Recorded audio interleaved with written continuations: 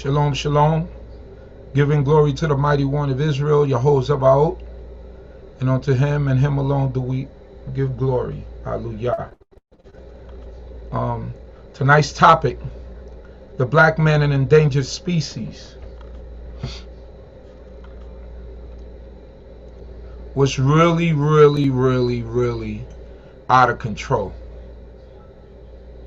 What we're seeing is the systemic cutting down of black people in general, but mainly black men. The extermination and elimination of the black man in this country is evident in how they treat us and the way that they feel about us and the way that they go about dealing with us on a day-to-day basis. This is nothing new to many of us, but what the rest of the world gets to see is they get to see it live on camera. They get to see what is it that we've been talking about for years, which is the abuse of black people in general, people of color. So we're here tonight to address some of these issues, to address some of these problems that's going on, and to just give a voice to the people, to give a voice to our people, because I know many of you are angry. I know that I'm angry. I know that my family is angry. I know those of the people that I know and love, that they're angry. And this senseless thing has to stop. Enough is enough. This is modern day lynching, if you don't see it, because they don't give two hot hells about us. I repeat that. They don't give two hot hells about us. And we better wake up. We better start to see things the way that they are. We better begin to understand and realize that this man cares nothing about us. This society cares nothing about us. So it's time for us to unify. And when I mean unify, I mean all of us. All these different groups have to come together, unify, and come under one understanding and know that they don't really care about us. And we have to, we have to come to that realization as black people. When I seen the video with Philandro Castile, that broke my heart. That brought me to tears. And I don't easily cry, but that brought me to tears to see that brother lose his life. A good brother. A brother that you cannot criminalize. A brother that worked and did all the things that he was supposed to do. And you pull him over with a busted tail light, and he ends up losing his life over a busted tail light. And he announces to the police that he has a weapon and that he's licensed to carry the weapon and that he's reaching. You ask him to get his ID, and he's reaching for his ID, and you shoot and kill him in front of his girlfriend and her 4-year-old baby. You are an animal. And all of you that agree with that are animals. That was a man who lost his life. That was a family who lost a son. That was a mother who has to bury a son, and a father who has to bury his son if his father is still alive. It's an atrocity, and we get to see it day to day, but we can't get desensitized from these problems and these things that's happening. We cannot just let this roll off our shoulders and feel like it's okay, because it's not okay. I will never be okay with seeing us die at the hand of these wicked and evil police officers that don't give two hot damns about us. And excuse my language, but that's the way I feel. They don't give two hot damns about us. And they continue to spill our blood. And now blood means nothing. And every time they spill our blood, they get away with it. Every time they spill our blood, prosecutors don't prosecute them. They find some way to finagle them out of whatever situation that they find themselves in. This is atrocious. And I'm fed up. I'm tired and fed up. I am tired and fed up. You know, all I keep thinking about is, you know, Alton Sterling and Philando Castile. You know, they seen what happened to Walter Scott. They seen what happened to Michael Brown. And in the back of their minds, you know what they probably said? You know, I'm going to try to avoid everything, you know, from anything like that ever happening to me. Because that's the way I think. You know, they seen what happened to Eric Garner. And then you get into the situations and you try to put your hands up and you try to go according to procedures and you still end up losing your life. This is an atrocity. This is an evil. And when I'm talking about evil, I'm not talking about no spooked out thing. You know what evil is. You know what wicked is. That's what that is. Evil and wicked spirited people that don't care two hot hells about us. And that's just the way I feel. They don't care two hot hells about us. And I'm infuriated, and I know many of you are infuriated tonight. And I know many of you are angry tonight. Because two mothers had to lose their son. Some children had to lose their father, who was just out there selling CDs to try to feed his family. And you have to see that young boy cry, that 15-year-old son cry uncontrollably. That broke my heart, because all I could think about is my son crying, my son's crying, my children crying.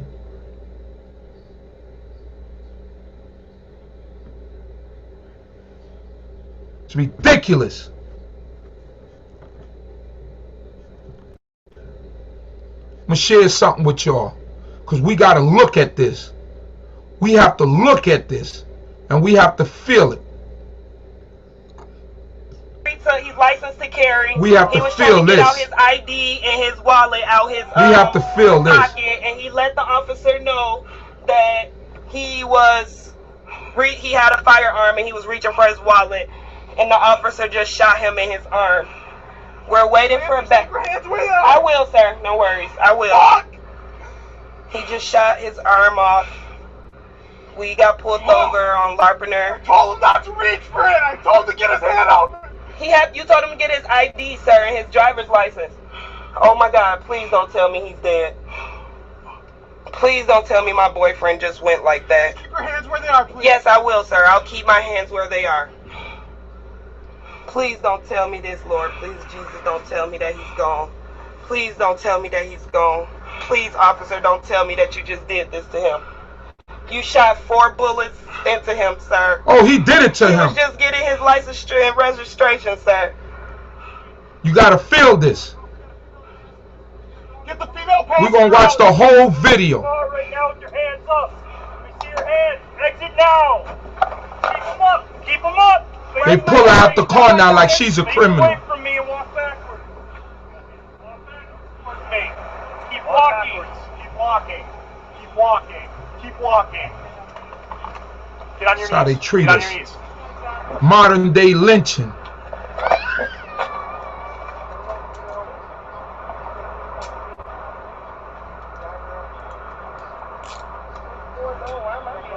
Man, you're just being detained right now until we get this all sorted out, okay? Yeah, but you put handcuffs on her. What did she do wrong? Facebook.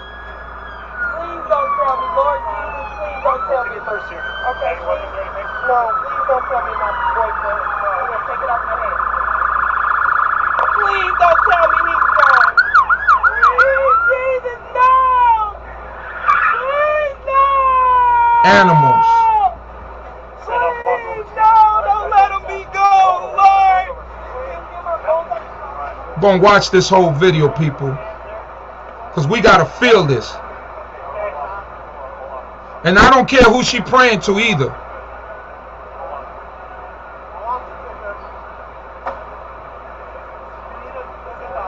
Because this is heartfelt. You hear the animal in the back? You hear the animal screaming because he know he messed up?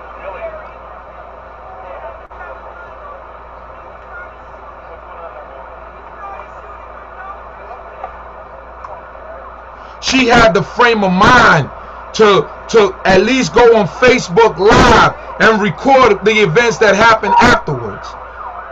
And he tried to feed the same story that they always feed, that he was reaching for his weapon.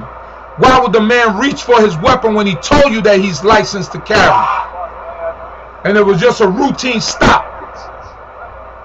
I'm angry. And I'm fed up with these animals. Soak it in.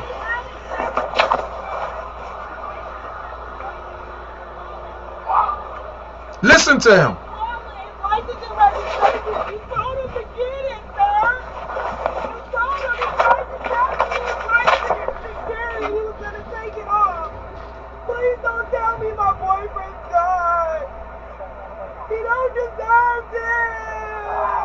He didn't deserve it. He's a good man. He works for State Farm Public School. He doesn't have no records of anything. He's never been in jail, anything. He's not a gang member, anything. Modern day lynching. Kill us in front of our... That's what they did back in slavery times.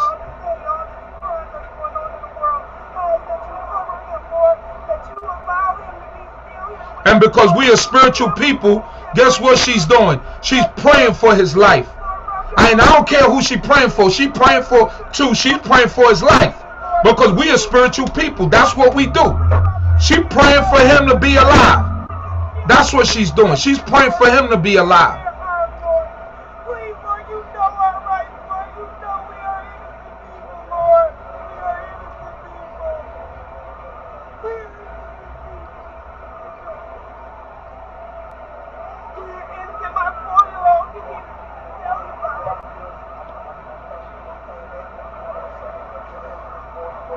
Gonna listen and look at this entire video.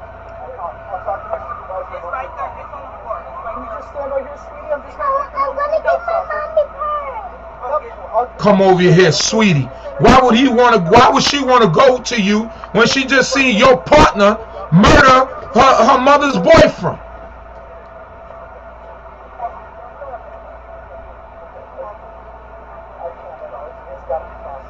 And you wonder why we grow up having no trust for them.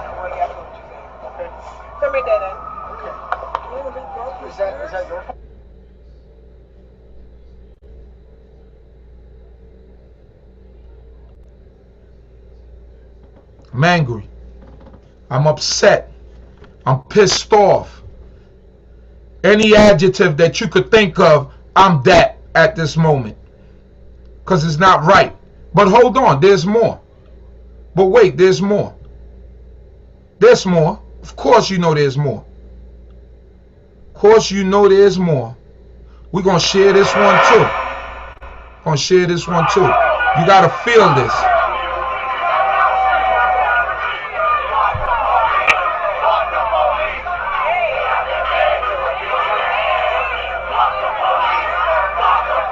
We in the backseat of the police car.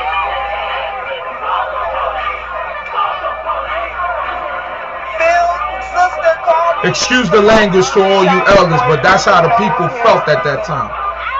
My phone was about to die. They shot him. He shot him 3 times because he had a busted tail light. He asked him for license and registration. He told him that man that it was in his wallet, but he had a pistol on him because he's licensed to carry. And the officer told him, "Don't move." This is the one in Louisiana. This one is the one in Louisiana. About 4 or 5 times.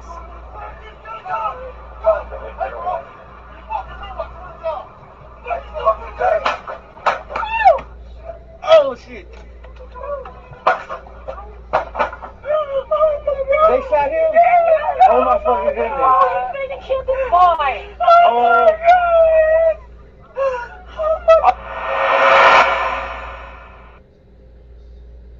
I gotta play that one again, cause the video from the other video was still playing. Y'all gotta feel this.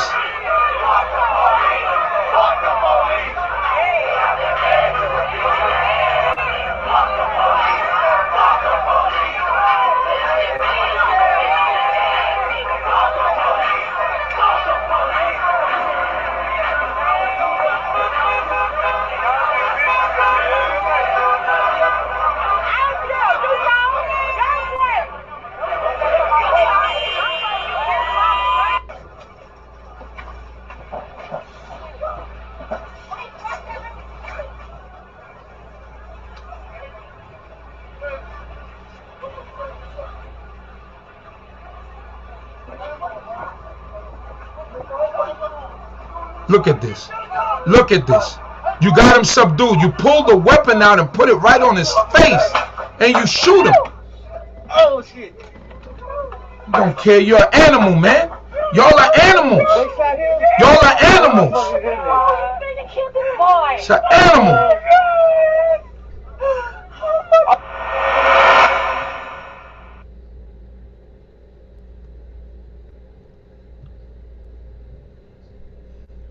Y'all are animals.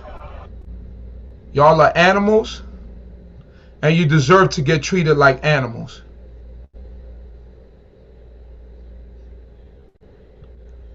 And the thing about it is that they want to make excuses. First thing they do is pull up your criminal record. What does your criminal record have to do with you being subdued and getting shot in the face? Huh? What does that have to do with anything? What does that have to do? You don't know I have a criminal record. At that point, you don't know I have a criminal record. You don't know what I am or who I am. And what if he did have a weapon in his pocket, you had him subdued. He had his hands up. You jumped on his back. You're an animal. I'm angry right now. I'm going to open up the floor to my brother Zion Lex first. Let him chime in on this.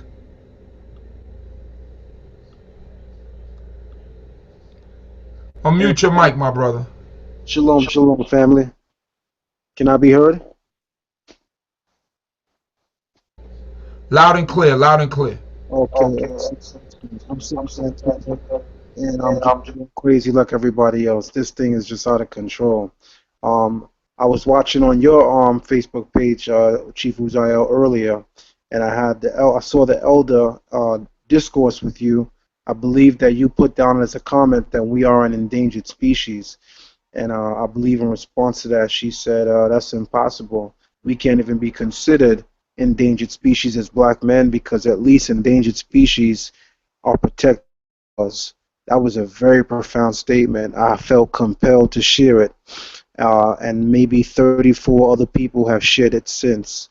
What she said spoke truth to power. It was profound, and it bewildered me and threw me off my square because I had to come to terms with the blatant reality of what she literally said.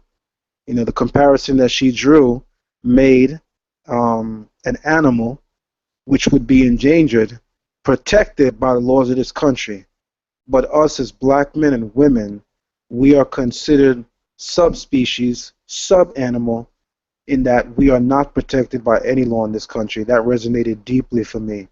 And yeah, I'm a little bit under the weather tonight, so I'm chiming in. I mostly want to contribute by listening tonight, and I'll share some thoughts here and there.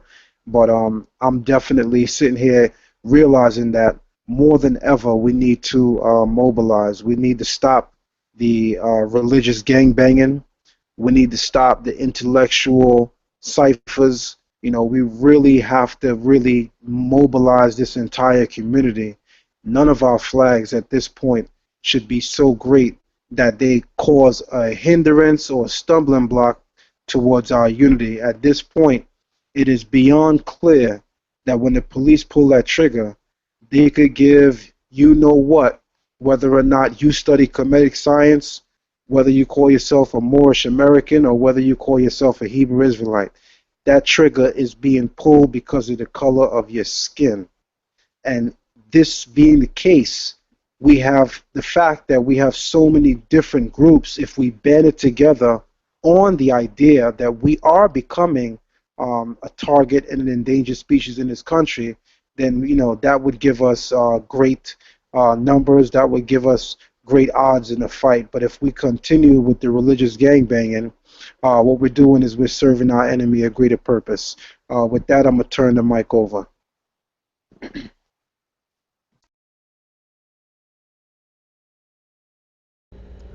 Next up, I pass the mic over to my brother, the mighty Hebrew. Shalom Aleichem. Can the family hear me? Loud and clear. First and foremost, all praise and honor to Yahweh, the eternal father of our forefathers, Abraham, Yitzchak, and Yaakov. To all those near and far striving for righteousness and the unification of our people, I greet you with the language of our forefathers. Shalom Aleichem. Chief Uziel, I mean, I've been saying this and I'm going to continue to say this. We definitely at the threshold of all out, people don't want to admit this, but it's turned into a race war, and it's sad to say, but this is the reality where it's getting to. I just want to read something real fast before I make my statement, because y'all know me being tribal minister, I have to always bring the creator in focus. But there's a verse that popped in my mind in Deuteronomy chapter 28, verse 64, and it reads as wise. It says, Yah will scatter you among all the peoples from one end of the earth to the other, and there you shall serve other gods, even wood and stone, whom neither of you nor your ancestors have experienced. And in that place of captivity among those nations, you shall find no peace, nor shall your foot find a place to rest. And Yah will give you there anguished heart and eyes that pine, and a desolate spirit. The life you face shall be unsacred, and you shall be a terror. You shall be in terror night and day, with no assurance of survival. When we look at the conditions of our people are strictly the prey. They are being hunted. They are being destroyed, and they're being decapitated right in front of our eyes. And we as a people have become so comatose by the prophetic occurrences, we don't really realize what we're dealing with. A lot of people say, oh, mighty Hebrew, you crazy. And I'm going to say this openly. I do not believe in my heart that we're dealing with human beings on that level. When you look at their history, their civilization, and everywhere that they went on this planet, they have caused mayhem, havoc, death, and destruction.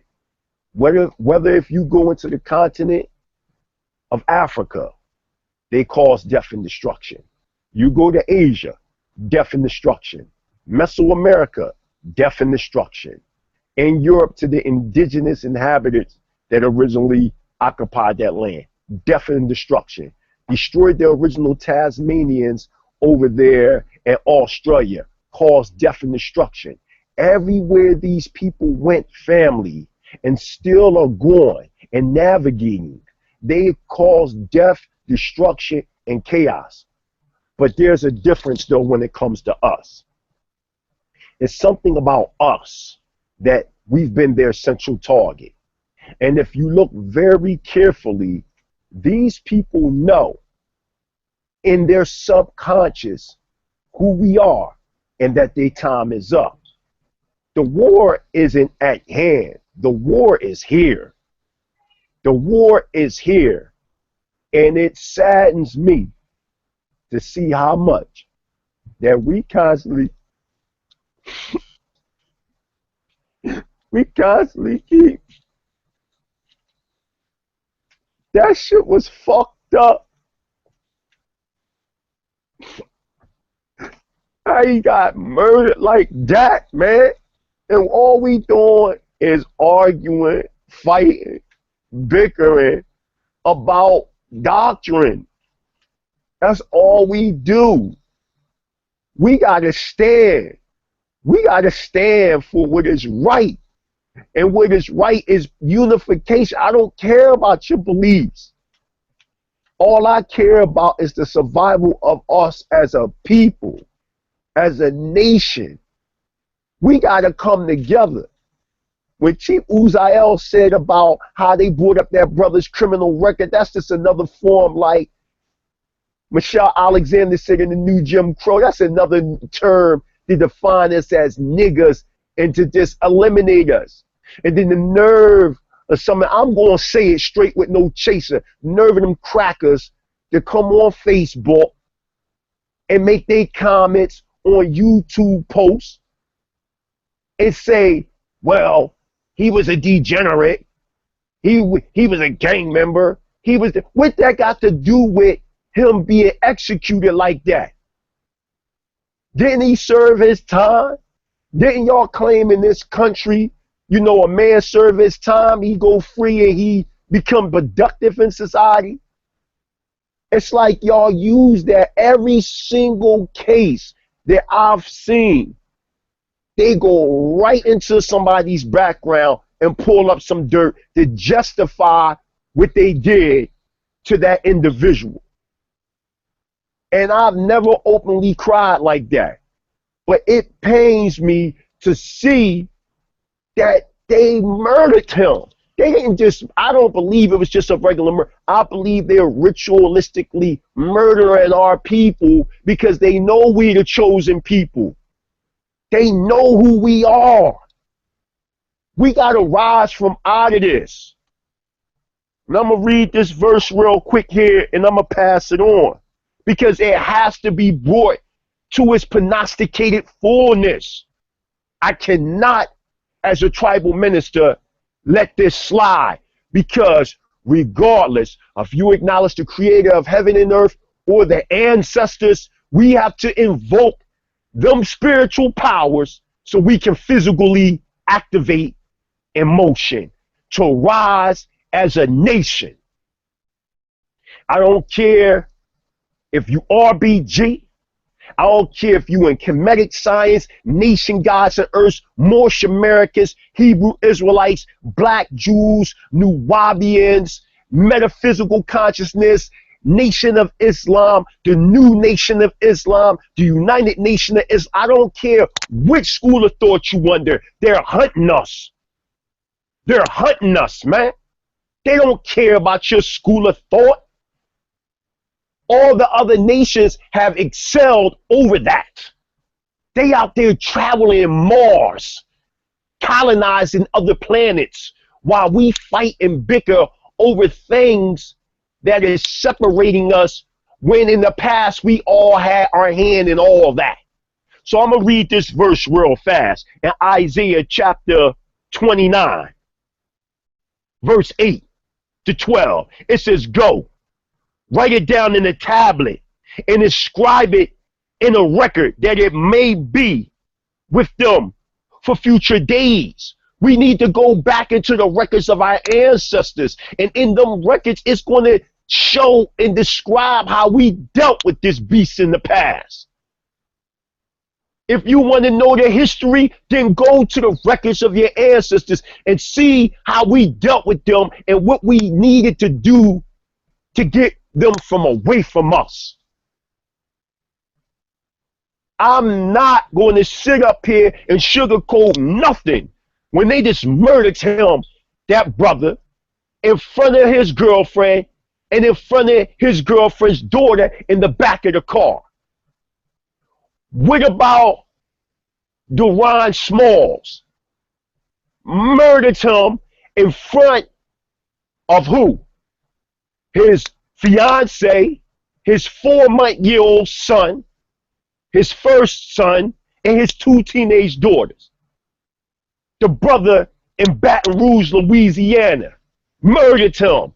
He was selling DVDs. I don't care about his past. We don't know if he changed. He did not have a right to be slaughtered like a beast. It says that this document will be a future witness forever, for it is a rebellious people. We got to come as a nation and stop being rebellious. 46 brothers and sisters got murdered in Chicago over the weekend through black on black crime. We got to stop murdering each other. We got to unite. We got to come together. The Neatas, the Vice Lords, the Gangster Disciples, the Latin Kings, the Bloods, the Crips, all of us, every last conscious, original thought processing group has to come together and fight with power against power. Miles said it best when it was Red China. He said sometimes it takes a bloody corpse for those that are in power to understand the opposite opponent's point that's trying to be brought across. Now, I'm not saying go grab guns or anything, but what I am saying, protect your family. You have the natural God-given right to protect your family. And anybody that say different is a coward. I'm telling you straight with no chaser. You come at my children and my wives, I'm doing you dirty. It reads, for it is a rebellious people, faithless children, children who refuse to heed. We got to heed. Stop being rebellious, so-called African Americans, and listen to the prognostication that is given. We got to come from out of this. And I keep saying unification. All that's played out. We've been talking about Israel and Kemet for years. For years. They were both original African, Asiatic societies. They were our cultures. No more arguing and debating about that. What we need to do is rise up as a nation and self-govern ourselves. Create our own currency. Create our own irrigational system. Create our own piece of land. And rule over ourselves. How you going to ask for justice when this society was systematically designed pure evil? Destroy 77 million Native Americans. The nerve of us to ask for justice amongst a lover that has no heart. It is in the white man's nature to be evil as he is. He cannot redeem himself. He can't. Now this is my words, the mighty Hebrew. I'm not saying everybody on this panel agree with me. But what I'm telling you from the historical data that we got of this animal, he never lived amongst original people in peace, and he never will. We got to rise up as a people and say enough is enough. How you going to run to those that deal with institutionalized racism? The economic system is based on racism. The geopolitical system is based on racism.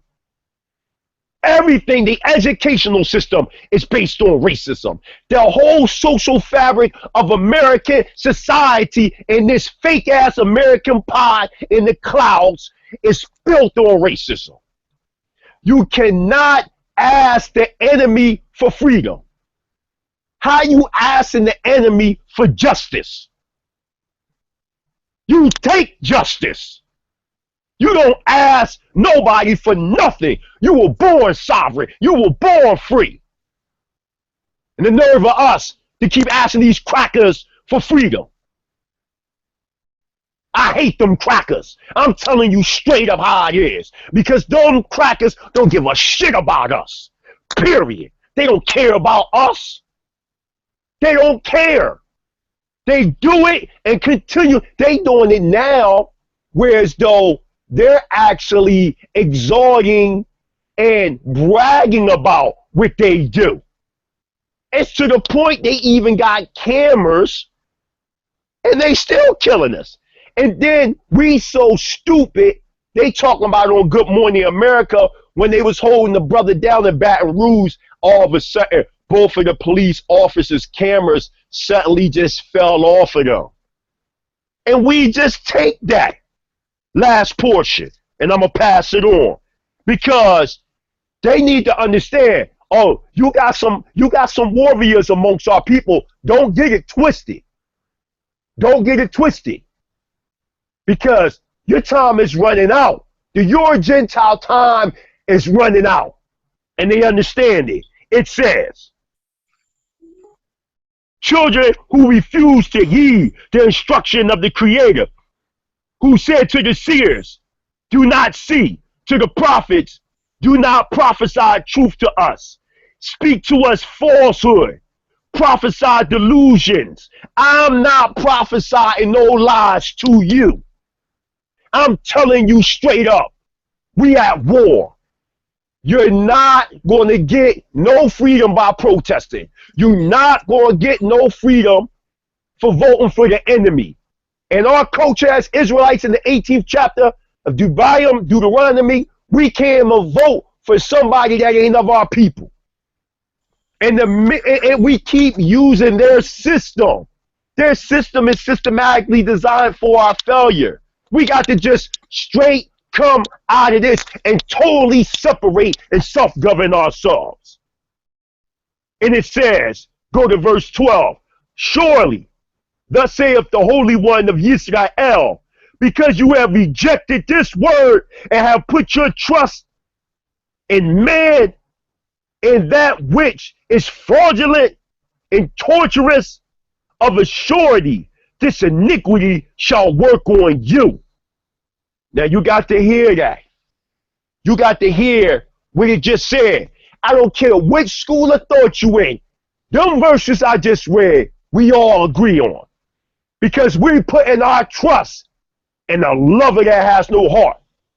We tried everything dealing with these people, man. We tried being Democrats. We tried to be Republicans. We tried to be Christians. We tried everything to fit in with them. First one fired, last one hired. Every war they had, World War I, World War II, all them Iraqi wars, the Afghanistan war, Vietnam, the Korean War, the Revolutionary War, the Civil War, every war that these crackers caused, we were in the front line. We couldn't even soldier with these people. The Tuskegee, go get medical apartheid. Look what they done to us. And we still keep asking for justice from them. They are ritualistically experimenting on us through the spilling of our blood. Study their spirituality. Their culture is designed in human sacrifice. So when you see all these murders occurring, those that are in power, their demonic secret societies, they understand the ritualistic murders. But they little pawns, they consciously just murking. But behind the scene, those that are in power understand what's going on. So I'm going to leave y'all, family. And I'm sorry for being long-winded, but it must be known. It is time to unite. No more Facebook war, YouTube war, Instagram, Twitter, SoundCloud. No more wars. Let's see where the real soldiers is at now. We need soldiers, men, women, and children that's willing and able to take a stand and resurrect and self-govern themselves. Hallelujah. Hallelujah, mighty Hebrew. Some powerful words. Just before we get going, I want everybody to understand, if this is your first time on the channel, just subscribe to the channel. although that's not the most important thing right now, but I would ask you to subscribe to the channel to know whenever we have any kind of programming like this, that you'll be able to get it automatically. You'll get an email. So just press the subscribe button below the screen and subscribe to the channel. I just want to, before I call my sister Muna up to speak, I just want to remind you all of a few people, and we're going to touch on it. Michael Stewart, graffiti artist, killed by police, unarmed, 25 years old. That happened in the subway system in New York City. Transit police killed them. I believe that was like 1982 or 83. Eleanor Bumpers, 66-year-old woman who lived in a housing project in New York City, killed by New York City police special units, shot with a shotgun. A 66-year-old woman. Now, what business do you have? They say she had mental issues, but what business do you have killing a 66-year-old woman with mental issues? Anthony Baez, I remember that. Choked to death by the police, New York City police, after he got into an altercation with the police officer in front of his house. He was 29 years old. Killed him in front of his family. Anthony Baez. He was the first. That was, I believe that was 1996. He got choked out. He was the first choking victim. Not the first, but the first one that was publicized before Eric Garner. Yeah. He was choked out. And guess what they said? Oh, he didn't die because of the choking by the police officer. It was because he went into an asthma attack. Although all that was crushed. But that's how they do it. Amadou Diallo, shot 41 times by New York City Police Department in the vestibule of his building after trying to show the police his ID. They shot him so many times that they shot him after he was down on the floor and he had a bullet going through his foot. That's how many times they shot him.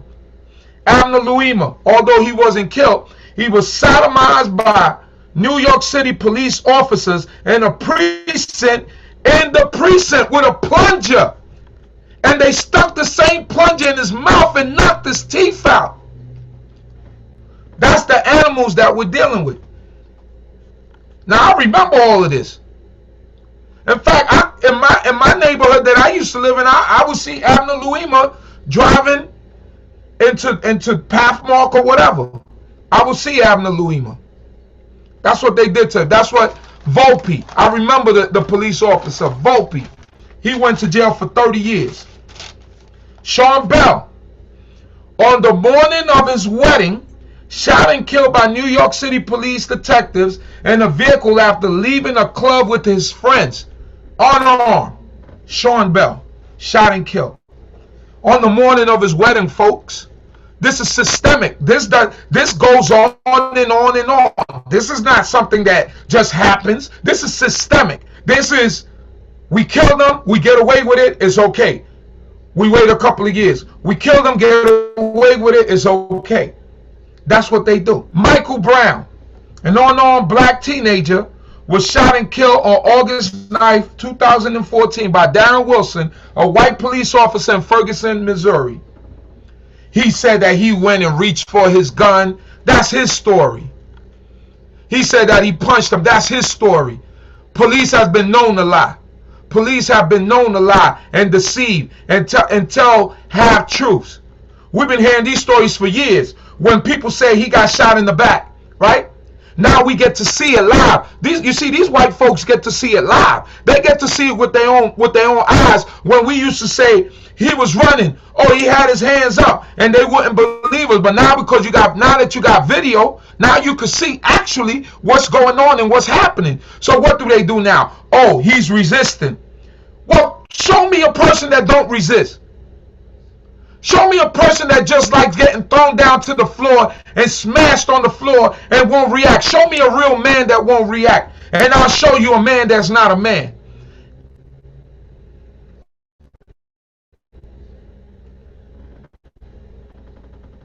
"50 years old, shot in the back as he was running away from white police officer Michael T. Slager.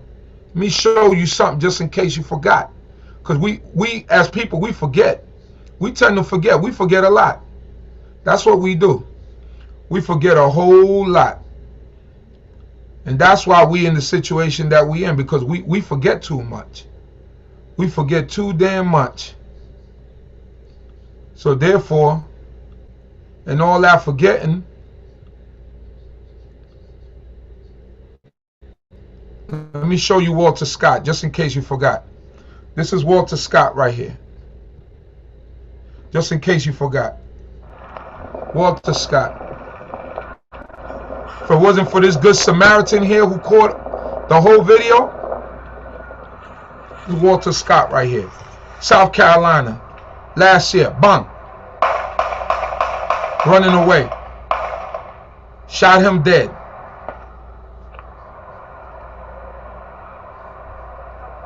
Oh yeah. Shots fired. 50-year-old man. I mean, he couldn't even, he was running so slow that a turtle could have caught him. Do your job and chase him. Grab him.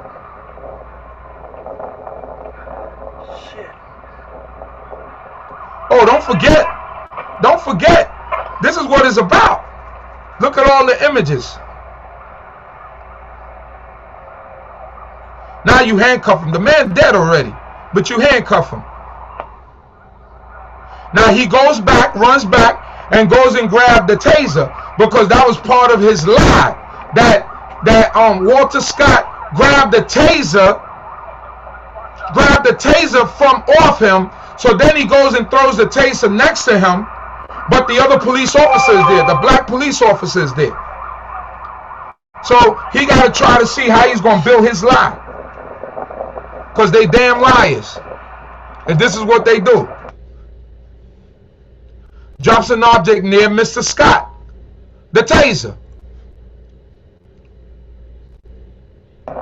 So now the other officer could corroborate his story, but it's all in video. He don't even know he's being taped.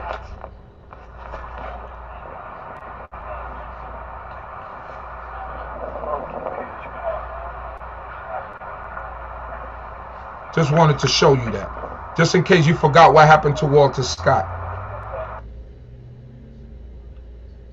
Running away because he owed child support. He ain't want to go to jail. And we run because we scared of them, because of just exactly what happened. What happens there. Now Walter Scott was 50 years old and a turtle could have chased him down. That police officer was 33 years old. You mean to tell me he couldn't chase him? No, because that's what it is. It's a modern day lynching. That's what it's about. Exterminating the black man. That's what it's about. Tamir Rice, 12-year-old child. You're gonna with people that have gone into movie theaters and killed over 50 people, and you still capture them alive. You got them, Timothy McVeigh, who blew up a whole building in Oklahoma City. Captured him alive. He got to go to trial and all of that. Freddie Gray, Baltimore, Maryland. Man's spine was severed. That's how they do to us. Alton Sterling, 37-year-old man trying to feed his family, selling CDs. Killed by Baton Rouge, Louisiana police. And we seen that at the beginning of this show. Shot him in his head. Close range. Didn't give him a chance to live. And you know what broke my heart the most? When I seen that boy cry, his son. Man, that broke my heart, because you know why? All I seen is my son crying. That's what I saw, my son crying. I saw my son boo-hooing. Tough. Has to be tough. Philando Castile, killed by Minnesota police. And we saw that at the beginning of this video. So, you know, I'm just angry. I'm going to pass the mic over to my sister Amuna and let her chime in on this matter. Thank you for passing the mic, Brother Uziel. All praise be to the Most High, the Holy One of Creation, the Holy One of Yisrael, for giving us this opportunity to have this very necessary conversation, a space and place where people can express what they're feeling, because we're grieving and it's on a continual basis. And these are the things, although they may seem small. I know everybody keeps talking about, we got to come together, which we do. We have to build, which we do. But we also have to learn to listen to one another and allow for that process of healing to occur. We've been injured. This is what I always talk about. So I'm just only going to talk about what I know how to speak about. We've been injured. And in this diaspora, it's been, like everyone is saying, for centuries. And because we have always been at that level of being re-injured at every step of this diaspora, we have never actually had the time to heal. And because we don't have the time to heal, this anger, as we're standing, and it's justifiably so, builds up. But then as the anger builds, we kind of forget why we're here in the first place, or how we got here in the first place, or what is the cause of all of this. You understand what I'm saying? And so it's easy for us to look at what's happening. And like I said, I've had a range of emotions as I see all that's happening to the men, the children, the women, and everyone. And at the same time, I think it was Mighty Hebrew who said it, there was an element of responsibility that we have, that Brother Uzziah is saying we have to look at this. And we forget very easily. By the next 2 weeks or 3 weeks, we would have forgotten. And because we forget and we don't keep it in the forefront of our minds, and we don't zakar as the Creator calls us to do, then this reoccurs. These things, these tragedies that happen in and around us are reminders of where we are. And we have become complacent in the place of our captivity. We have, like, I think it was Brother Zion Lex who said, Brother Abdiel, the arguing, the back and forth between ideologies, this means that we're complacent, because if we can be in a space where we're under attack to this degree, and we can go back and forth and not know that all around you the enemy is encircling you, something is wrong. And so I think this conversation, this panel, does not only need to be here, but as I look across social media and so many outcries, people not knowing where to go, just wanting someone to listen, we have to look at this as a real state of emergency and not just for the moment. And I think that because we are disconnected from our history of what actually happened, the reality is the enemy, as what we are seeing today, those who present themselves as an enemy, has never changed. We have only just forgotten. And this is where the Most High has led me into these slave narratives, to remember that they never changed. We only forgot. Because when our foreparents were emancipated in their thought process, they thought, oh, it's over. And like we heard earlier, if I do this, then they will accept me. If I do that. But that was never the plan. That was never what was supposed to happen. What was supposed to happen was, when you realize, then you will return to your power with all your heart, with all your soul, and with all your might. And then he will hear you from the lands of which he's scattered you and bring you back. It was never supposed to be get down with you or get comfortable in the places that we have been scattered. And I have to be truthful. When I look around, that's what's happening. And so these things come and interrupt that complacency and say, hey, what are you doing? My condolences go out to all the families as I see the widows and the parents standing and bemoaning. Like you said, when I saw that young 15-year-old boy cry from the depths of his soul, I think that brought everybody to tears, because that is the reality of what we're facing. But how do we forget? I ask you today, and everybody who's listening today, how do you forget? Not to say that you're supposed to live in this state of depression, but this is supposed to always be in the forefront of your mind, where you are. When someone is in prison or incarcerated, they never forget that they are in prison and incarcerated. And they never stop looking for, unless they totally have life, this redemption or this opportunity for them to be free. But sadly enough, because we are lulled to sleep with our fineries and our niceties, and our ability to just go to the supermarket and go to the store and go to the mall, we have forgotten. So they have a responsibility to what is happening, but we do also. And as you stated, there's so much that we are doing to ourselves and one another And so if we're going to magnify, and it should be magnified, what is happening in the way in which we're being slain, and our brothers and fathers and uncles are being slain, and sisters and daughters in the streets, we also have to magnify and take responsibility for the things that we are doing on a daily basis that spell death. If you speak death, if you think death, if you move in death, and you call it onto you on a daily basis, then when it arrives, don't be surprised. And I know I'm kind of coming hard because people not used to me getting a little turned up. But again, you know, I'm turned up right now because on all sides, we have fallen away. Spiritually, we are out of order.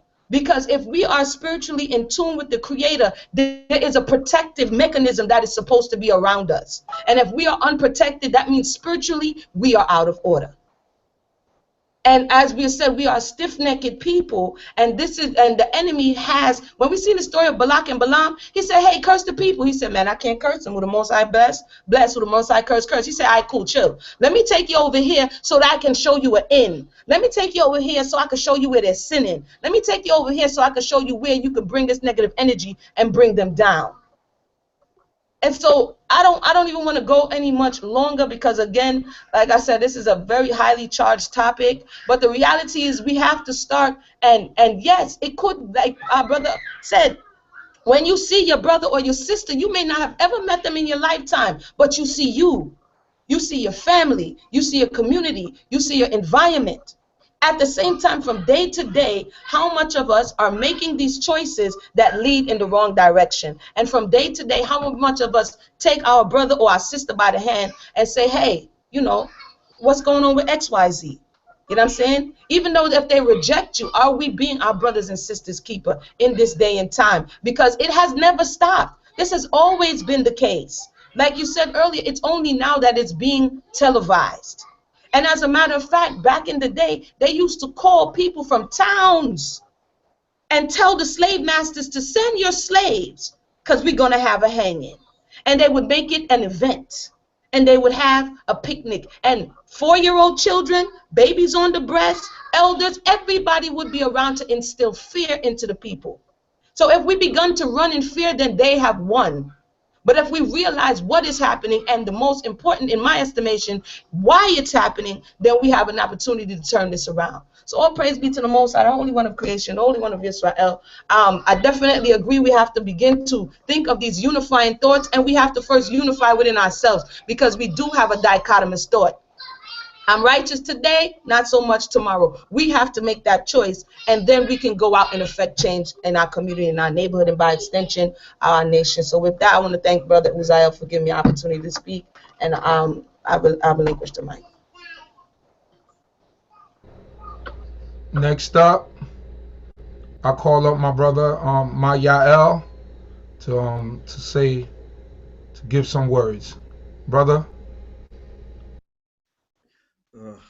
I don't even know where to start. Can anybody hear me? Loud and clear. I mean, I'm literally, my heart is literally broken, because just even hearing y'all passion and y'all anger just kind of rekindle the anger more in me. And I mean, it's almost can make you speechless, but the problem is we've been silent for too long. We have had this attitude of, even some of us that have never embraced Christianity, but for too long we have been embracing the attitude of we keep turning the other cheek. We keep praying that things will get better. And don't get me wrong, prayer is important, but we need to understand we need to pray to the right God. We need to pray to the true God that can protect his people. And I understand the importance also of unifying, because we got to understand we was born into a conflict.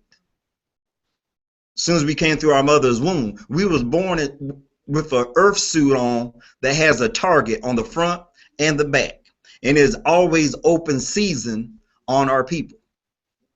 So just like, I mean, I agree with what everybody was saying, but we really have to unify, and the main thing, we have to unify on the understanding of we have a common enemy.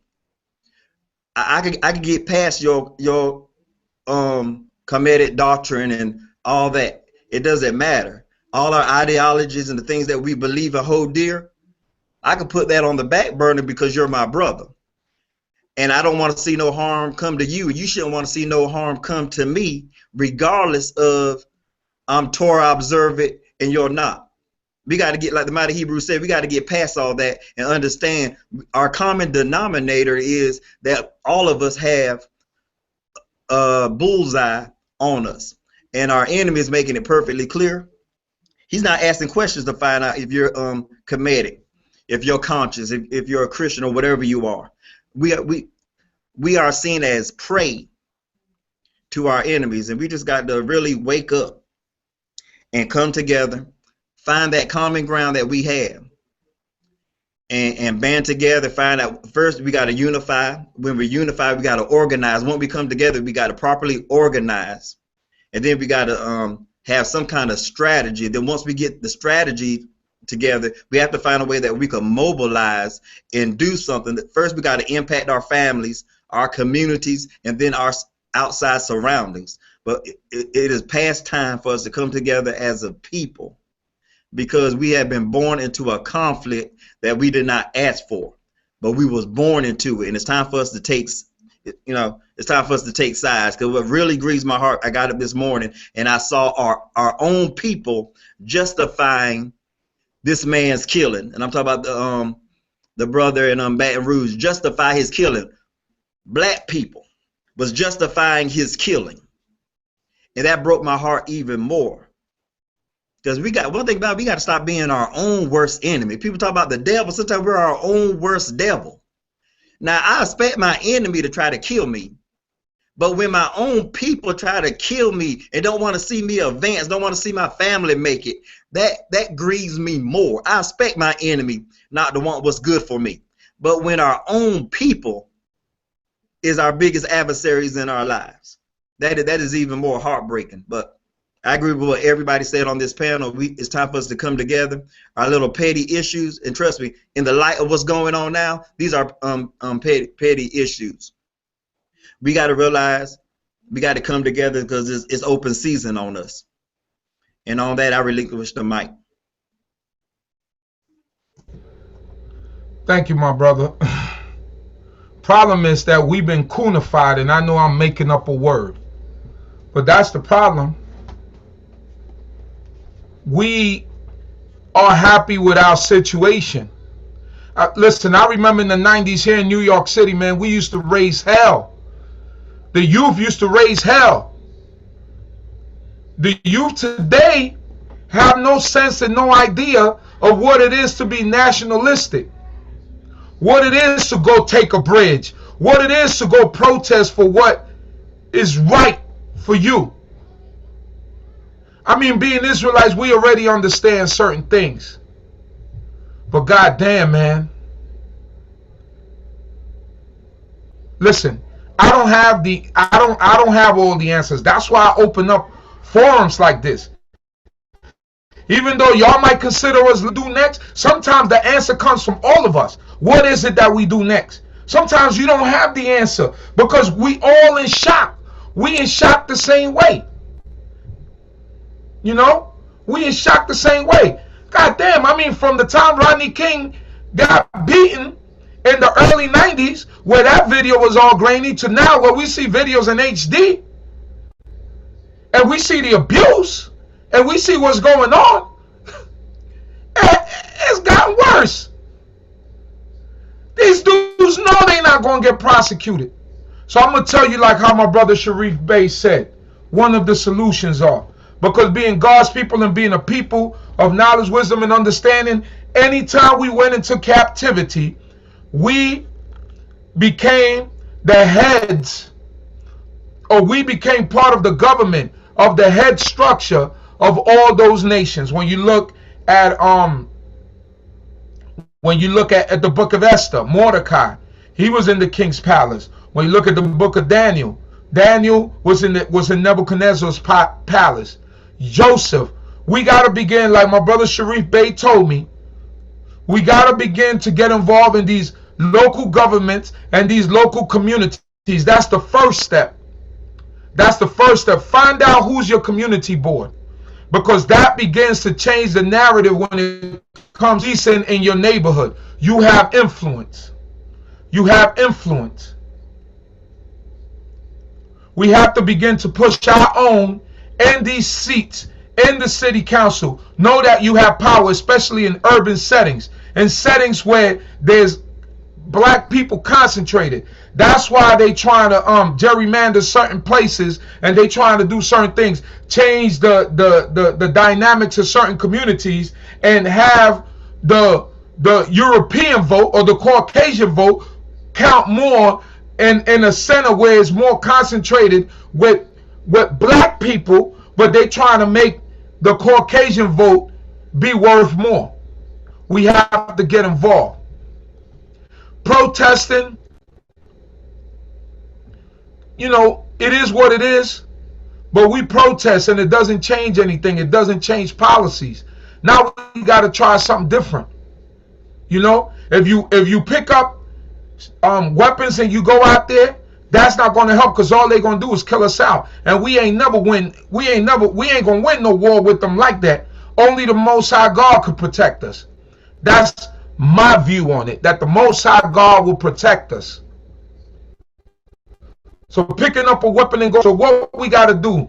We got to do and use what the Most High God gave us. We got to begin to infiltrate all these places. We got to get right on the money. We got to start focusing, becoming more unified, become more together.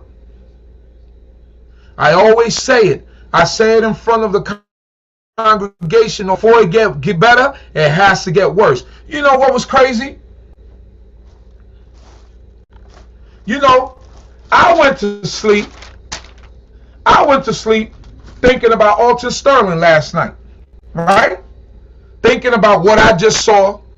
And then when I woke up this morning, I'm hearing St. Paul's, Minnesota. I was like, I thought that guy got killed in Baton Rouge, Louisiana. Not knowing that there was a new shooting, that there was something brand new happening that just happened fresh off the presses. Unbelievable, man. This is unbelievable. All I could do is laugh because it's unbelievable. I can't believe it. I can't believe it.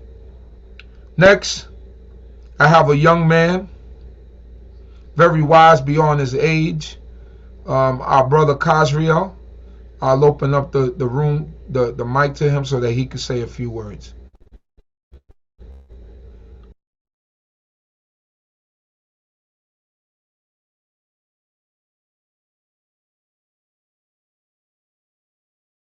JV might be experiencing technical difficulties because he's just downloading the app. Joining us also is our brother Kansu from Team Osiris. If we do not have our brother Kazriel available to speak right now, we could possibly get our brother Kansu from Team Osiris to speak. The reason why I asked the brother to join the panel is because the brother is in full agreement that regardless of philosophical or intellectual ideologies, the one thing that unites us, at least in this country, is the color of our skin.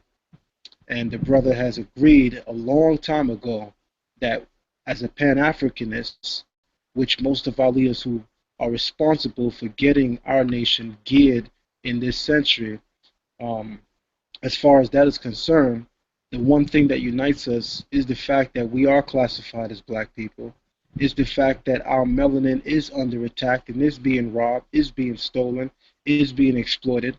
And the brother has definitely proven that he can definitely stand his ground and put aside all of those differences to come together. And I thought it was a momentous time to do so. Hey, Zion. Yes, hello, who is this? This is Kaz. I'm gonna let you go ahead and let the brother talk, and well, it depends whatever order y'all want to do. And then no, you can go, brother. We was that was a segue because he's not in the room yet, so you could speak, Kazriel. All right, cool. Hallelujah. Hani matolum shiva kim gam yakad. How good it is that brothers dwell together in unity. I don't know if atati tak ufi yagita hilateka. I don't know, but on my lips, my mouth should declare that praise. I want to say shalom alaikum to everybody. Over Raqqa, peace and blessings.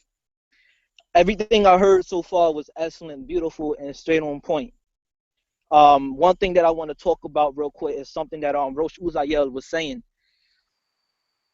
about getting to our local governments and to our local politics. This is very important for us to really understand. I'm in college right now, and I'm majoring in political science. In the major of political science, we know and we understand that the Constitution, almost everything off of the Constitution, is based off of Torah. That cannot be denied. However, if we are not active in our local governments with showing our faces or being persuasive or even lobbying for each other, we can never in a lifetime amount higher than the people in this country. When we look through our history, when we look at Ezra HaShofar, Nehemiah, Moshe Rabbeinu, we see that all of these great men have power in their local authorities, even in what we will call the federal government, using today's terminology. And they all was persuasive. They were not second-class people.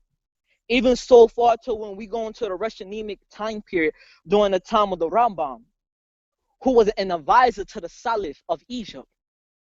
So we see that no matter where Israel went throughout our lifetime, we was always the head and never the tail. So this should tell us something about us here, the children of West Africa and these parts of the United States of America. When we look at the Haitian Revolution, we see that when the Haitians revolted, they used the Bible, but they never went to their oppressor's religion. When we look at all of the revolutions throughout the islands, the majority of them never was a part of their oppressor's religion. That's the difference between most of the islands and us here in America today. We also see that when we talk about us here in America, that we think that voting, we don't have to do it. We don't need to do it. Voting is nonsense. But let me explain to you something about voting real quick. You have the federal, you have state, and then you have local. If you vote for your local government and you get involved in local governments, then you're controlling a certain district. And inside a certain district, you have a board, you have a panel that you begin to talk to. And these are the people who begin to persuade, because now you're dealing with the people. And then they take it up a notch, and then you go to the state. And then once you go to the state, that's where you start dealing with lobbyists. And there was a case. This is going to show you how strong politicians are and what lobbying can do for us. There was a case inside New York to where there was a Jewish community. At 3 o'clock every afternoon, the Jewish woman would go inside, because according to the halakha, that it's forbidden for women and men to intermingle with each other, especially if they're not married, because it can cause fornication, especially with women having to take off, certain clothes when they go inside the pool and stuff. And so there's a big gay community around that area. And the gay community brought their lobbyists and said, if the Jewish woman can go in there at 3 p.m. every afternoon, that's against our constitutional rights. And so they took that to the government, or to the I don't know how New York is set up. It's not like it's set up down south. So I know it's not a county, so it got to be something else that y'all call it. And so they took it there. And once they took it there, and the Jewish community found out about it, they called their lobbyists and their lawyers. And in a matter of days, those Jewish women was back inside there at 3 o'clock every afternoon. This should tell us something. We are forgetting the most valuable assets to ourselves. Yes, politicians might be dirty. However, if we control our own politicians, they can only move off of what we say. So if we say we want this and we want that, if we say we want this and we want that, then guess what? They can't do nothing. They have to do what we tell them to do. If they don't do what we tell them to do, then it's our vote that counts. And if they're not listening to our vote, guess what happened? They get out of office. They lose power. They're no longer relevant. So these are the things that we have to take into consideration. And it's the same thing that we see all throughout our history. Another thing I wanted to say was talking about the Second Temple time period. It's brought down that the reason that we were kicked out of the land of Israel during the time of the Second Temple is because of the fact that we was robbing, we was cheating, we was fighting, we was killing each other. We had no love for each other. And that's why we was kicked out of the land of Israel during the second time period. So that should tell us something even more. Like everybody is saying today, we need the love for each other. One of my teachers, Chief Yona, brought down to me was dealing with a little bit of gematria, to where he brought down Ahav Echad, which means one love. Dealing with that name or with that word, Echad, Ahav, it teaches and it shows us something very important.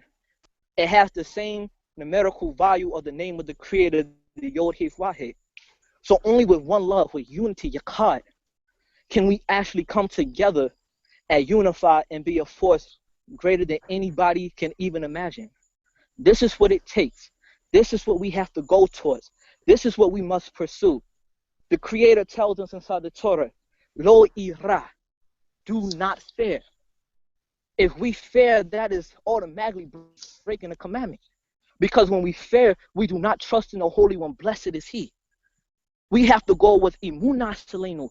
We must go with our complete faith. Our complete faith. That's how we must move. That's how we must go. If we review Parsha Shilach that we just went over, what did we see? We saw that the spies, they thought logically the whole time. And when we think logically the whole time, we take the Creator out of it. Because God Almighty is not logical. No matter how you put it, God is not logical. God is the unknown. And the unknown cannot be defined into logic. So there's certain things that we got to say. We know that God will fight our battles and we got to move with it. And this is what it's about. Torah teaches liberation. That's what one of my teachers, Nasi Yashuva, always teaches. Torah teaches liberation. So we have to take these things into consideration. We got to always cry out to the Holy One, blessed be He. And then from there, we got to put our trust in God and go forward. We got to put people in position to carry out certain missions. But we got to do it the way to where they feel our power and they know that we are not no jokes. Everybody else, every other community have lobbyists. They have lawyers. They have senators. We're the only ones who's lacking. And with that, I say shalom alaikum to everybody. Hopefully that the Creator caused y'all to hear what I said and that it was even taken. And I relinquished the mic to our Chief Yona, not Chief Yona, but to our Chief Uzziah. Hallelujah. Hallelujah. Thank you, my young brother, for those words. So we're gonna try to bring it down to Zion. Did the brother from Team Osiris join in yet?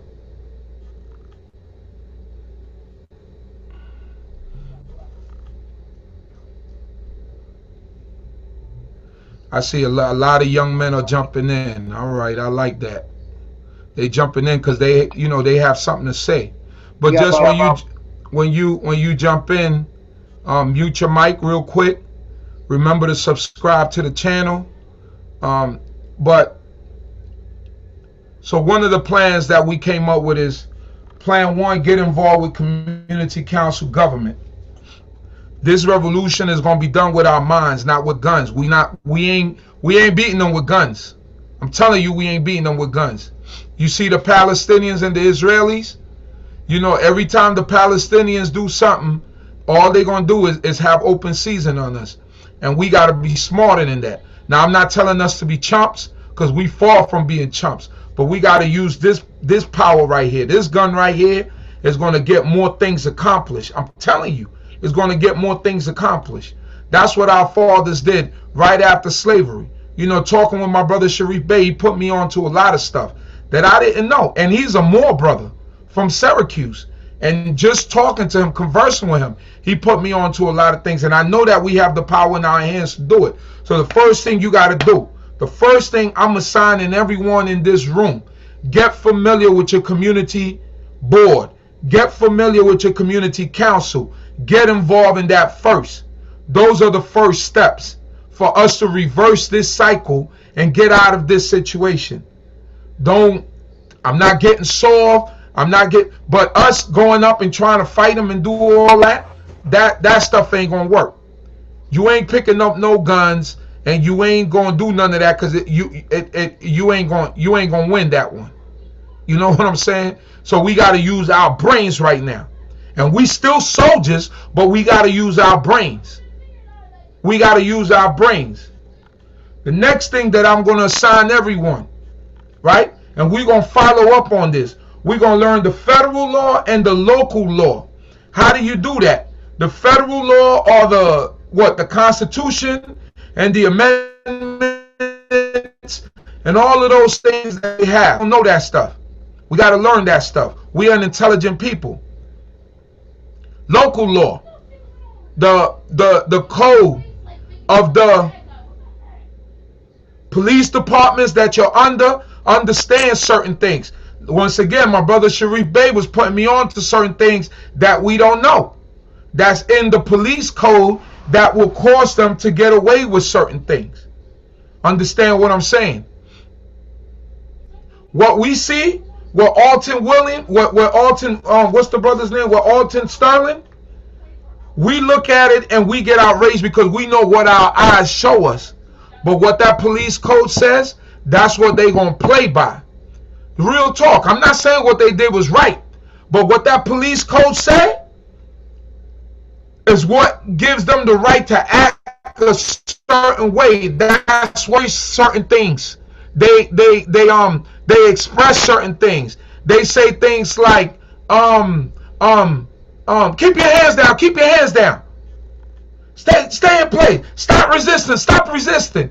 You looking at the video, it's like the guy's not resisting, but he's saying that, or they are saying that, so that they can have the right to go to the next level. So they say it so that to give the appearance as if you were resisting, and then they could shoot you, then they could stomp you out, then they could beat you up. This is all procedure. And now police departments, the way they're trained, are trained like in the military. Do you know that in the military? And all of you, I've never been in the military, but I was told by someone who's a very dear friend of mine that told me military training. He said when you go into the range, says they do not allow you to pass unless you hit center mass 40 times on that target. If you don't hit that target 40 times center mass, preferably by the heart, because that's how they teach you in the military, to take out the subject. See, they don't teach you to shoot you in the leg and to shoot you in the arm, not even to shoot in the head. They say any other one of those shots is a miss. That's what they call that in the military. Those are misses. They want you to hit center mass to bring you down. Because you get shot in the leg, you're still alive. You still got your arms free. You could grab something. You could reach for something. You could detonate something. So the local police departments are getting trained like military, like soldiers. And then the next thing we got to look into is they bringing these soldiers back from Iraq, from Afghanistan, and they putting them in the police department. Where's their mentality? But I'm not giving them no excuses. That's just me going on from around. I'm not giving them no excuses. This has been going on from way, way, way before any of us was born. Like my sister said, it'll bring you together in a picnic, and a damn shame to all of you that celebrate this damn 4th of July. Sitting down there with American flags hanging out from your darn house, having barbecues and celebrating in the old American way. They ain't care about us. Sitting down there with your American t-shirts with your flags on it and waving your flags. Going to see a goddamn what do you call a firecracker show?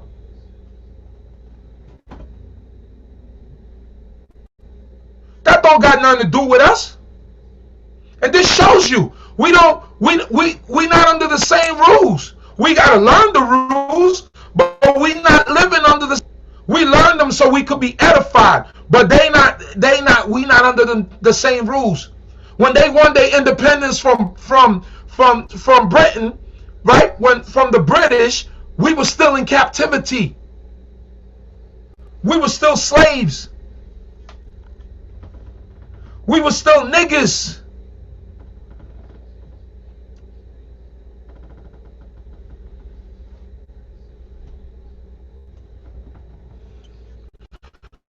Brother, just real talk. Yes, I was in the Marines and we were taught to kill. Only if you had info to use, we will spare your life.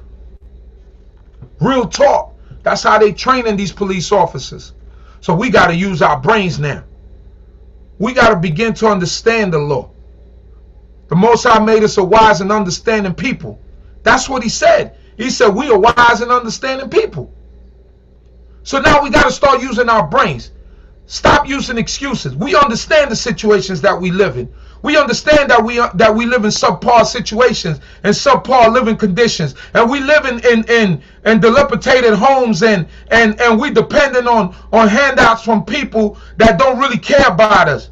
But now we got to get together. We got to begin to be families again.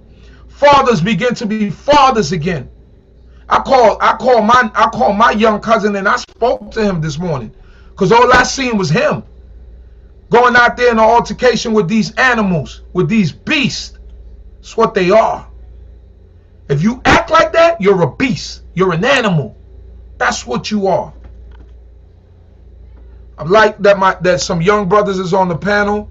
I see a brother here by the name of Mishael. I see you, Nathaniel. I'm going to call you up next. Mishael, I relinquish the mic to you.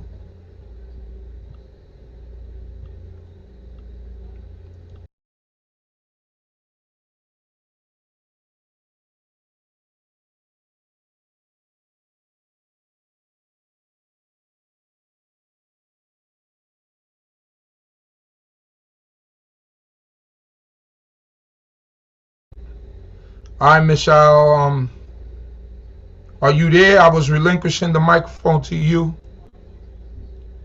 Unmute your microphone.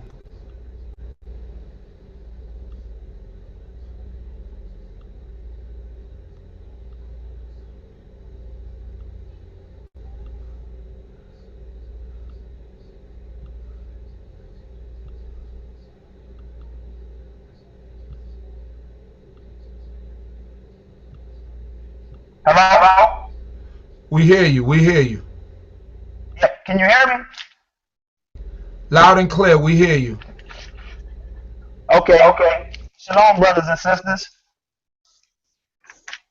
I wanted to read something out of the Josephus because I believe it quantifies the condition that we as so-called African Americans find ourselves in this Western paradigm.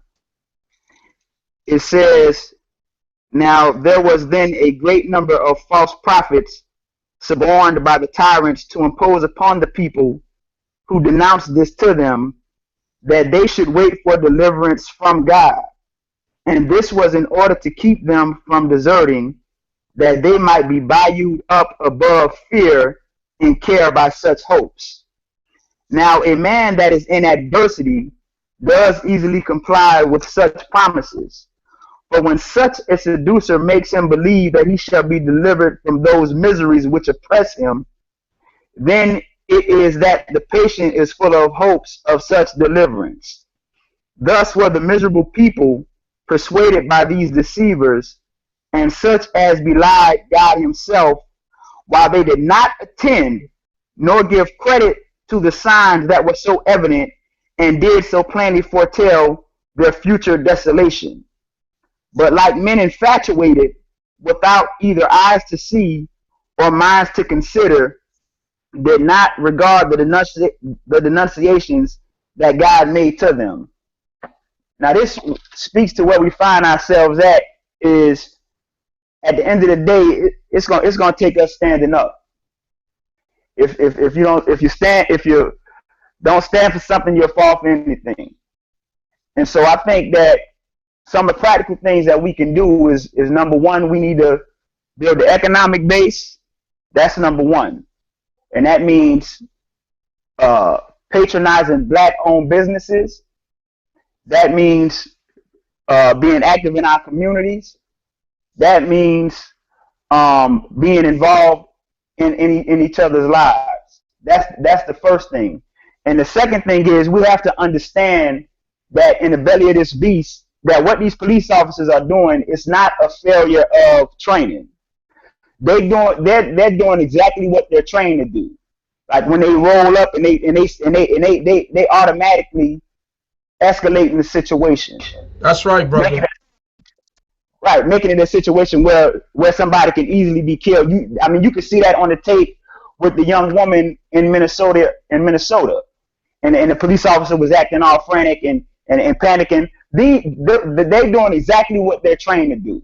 So the first thing we have to do is understand and be aware of our surroundings and understand that they're coming as an enemy. They're looking to do harm, a bodily injury, or take somebody's life. And so those are just some of the things I think that we can do to kind of insulate ourselves from this onslaught that we're faced with. And I mean, it's deep when you think about Alton Sterling, how when the Trayvon Martin situation happened, he was watching the same coverage that we watching now. When the Michael Brown situation happened, he was watching the same coverage that we watching now. So that's right. That's right. Right. Any one of us could be next. And so if we can't look at it like that's a problem in Baton Rouge, or that's a problem in Minnesota, or that's a problem in New York, or that's a problem in Louisiana. We have to understand that these people hate our guts, and that when they see Alton Sterling, they see me and you. When they see Alton Sterling, they see my son, your son, all of our sons, our daughters too, for that matter. So I just think that we have to look at this thing practical and first understand exactly who we're dealing with and what we're dealing with, and move accordingly. And with that, I relinquish the mic to Brother Uziel. Thank you, my brother. Well put. I couldn't put it any better. I said that at the beginning of the show. I don't know if you heard me, but I said just the same thing. Those brothers, Philanto, Bistille, try to get that name right, Philando Castile, and Alton Sterling, they were looking at the same coverage that we were looking at, Michael Brown, and they were saying to themselves, not me. In fact, Philando Castile mother said, I know my son. We went over these things with him before. We spoke about this and how we should react. Well-spoken woman. So I know my son wasn't doing nothing to harm anyone. The man was on the passenger seat. He wasn't even driving the vehicle. Why are you harassing him about license and registrations and all of that, if it's the driver that you're supposed to be on that side? The man told you that he has a weapon and that he has a license for the weapon. You know what that reminded me of? I don't know if y'all remember in South Carolina, maybe last year or a couple of years ago, man pulls into the gas station. They got it all on the police dash cam. Police follows him and he jumps out of the car. He's going into the store and the gas station. Police tell him, go get your license and registration. They jump out on him. Get your license and registration. He says, in the car, I'm going to get it in the car. He goes back in the car. He leans in the car to go get his license and registration, comes out with it, and he gets shot. Fortunately, he wasn't killed.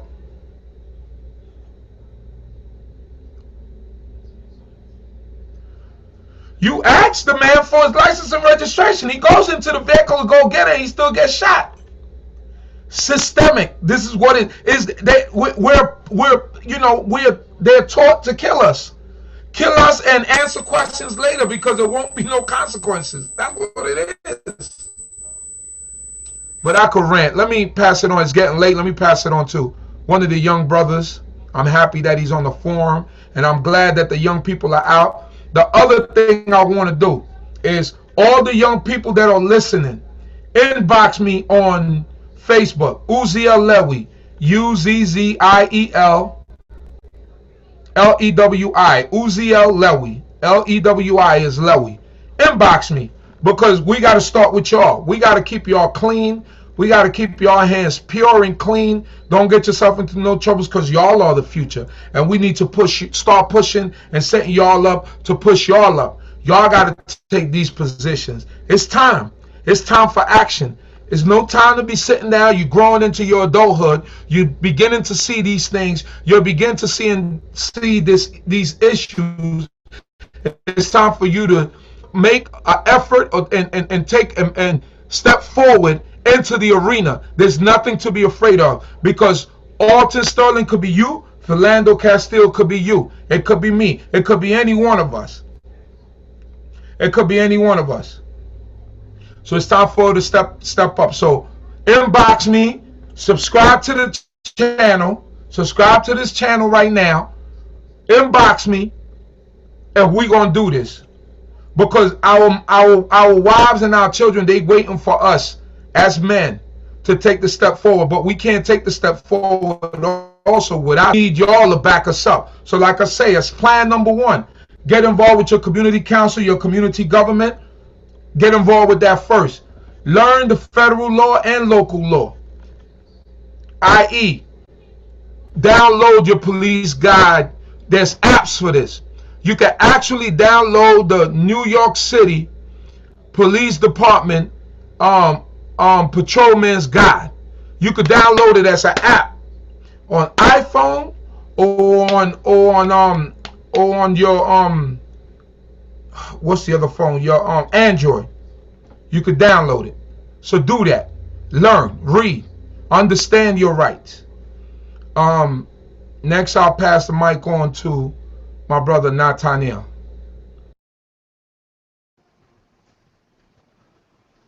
Shalom, shalom, family. First and foremost, Shalom. Can you hear me? Loud and clear. Can you hear me? Can you hear me? Loud and clear. We hear you loud and clear. All right, nice and nice. All right, nice and nice. First and foremost, I just want to give praise and honor to the God of Abraham, Isaac, and Jacob, right? So I'm working on 1 hour of sleep right now. I'm literally working on 1 hour of sleep, right?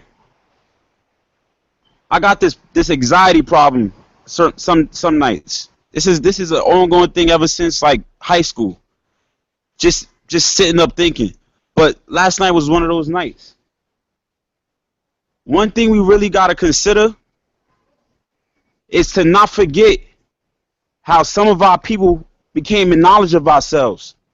And that was to speak to the people that we encounter daily. That's to speak to the people we in classrooms with. Speak to the people we in working with. And let them know who they are. We see our people every single day. We see our people every single day. We have intellectual conversations with them every single day. Our people need to know who they are. We don't have to force it on them. We don't have to brag about how their religion is nothing and how their religion ain't really doing anything for them, or downgrade their religion or downplay it. But in some way, some shape, some form, we have to expose them to who they are. A lot of us became in this way of life because it was people that at work that knew somebody, that knew somebody, that knew somebody. I got people from high school who were down straight Christians. They were just straight Christians. And all they know is the Most High right now. And that's not me bragging. That's not me saying anything about my works. That's just a small example of how people are waking up to understand who they are. And when they understand who they are, they understand that how everything that's happening right now is according to what's going on in the Tanakh. And then they read about what's going on in the Tanakh. I just want to say one thing. We got to be smart out here.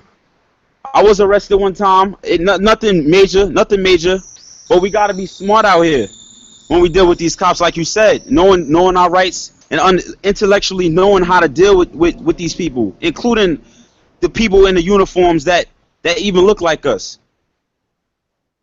I was telling a cop one time when he arrested me about who he is, and it changed his heart. It changed his heart about how he dealt with me. We really got to understand the intellectual communication with our people and understanding how to really break it down to know who they are. To know who they are. We don't got to force it on them. We don't got to preach every single day when we're going to work. But we have to have these conversations, and we can't surpass it when we see these people every day, every day of our lives. It's not what we're supposed to do as Israelites.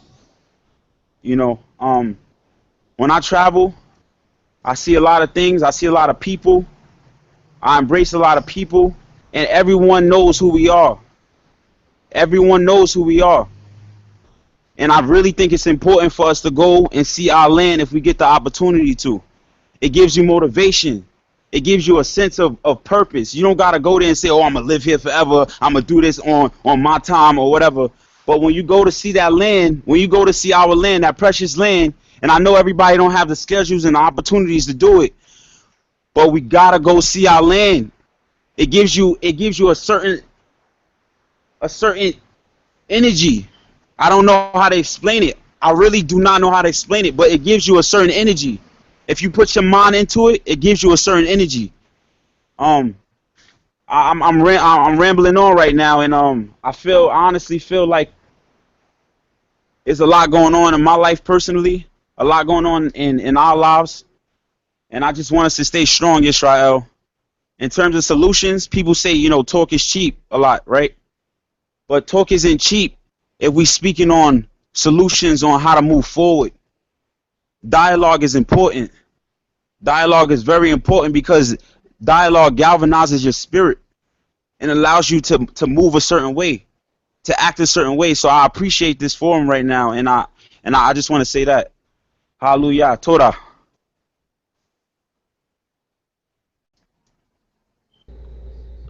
Hallelujah. Thank you, my brother.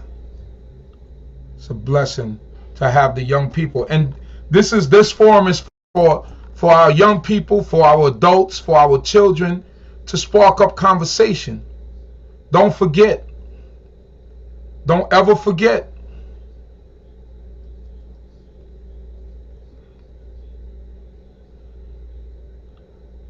We're going to begin to close it out because we had a long night. So I will ask the main panelists, my brother Zion Lex, my sister Amuna, Mighty Hebrew, and my Yael to have some closing statements. So that way, the East Coast is already 10:42. So I'll let those brothers speak, and we will close it out. Starting out with my brother Avdia.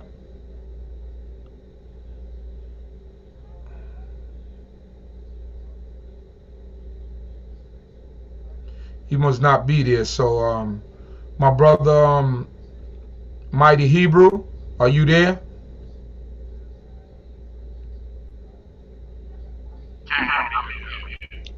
Have some closing statements, my brother. Again, first and foremost, giving all praise and honor to Yahuwah, the Elohim of our forefathers, the Elohim of Abraham, Yitzchak, and Yaakov, the Elohim that's been following us and been with us all this time. I just want to let the family know that's near and far that we have a power, that's been looking over us all these ages. And I just want the family to know that you have strong men and women that's on this panel, and that's close and far, that's willing and able to take a stand for righteousness. And everybody that was on this panel tonight all spoke truth. It's time to consolidate. It's time to form alliances.